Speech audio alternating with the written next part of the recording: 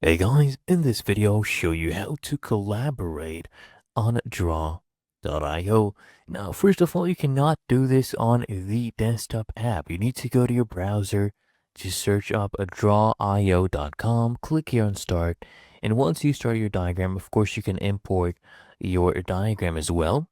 But what you basically need to do is come to the top right, click on share, and we need to first save this diagram to Google Drive. So click here on save to Google Drive and then click here on authorize because we need to enable permissions. So choose your email address right here. And then I want you to just scroll down again. Let's wait for this to load up. Click here on continue and then just allow the permissions. There you go. We've selected all of those. Click here on continue. And now you'll basically be authorized. And after you're authorized, you can go ahead and use a root folder, or you can pick another folder as well. I'll just use a root folder. And now this is being inserted into Google Drive. And after that is done, we will be able to collaborate. Okay, so let's wait for this.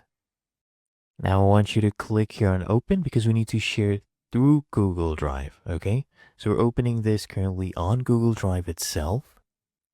Here we go. Here is the diagram. So just go ahead and double click on it to go ahead and open.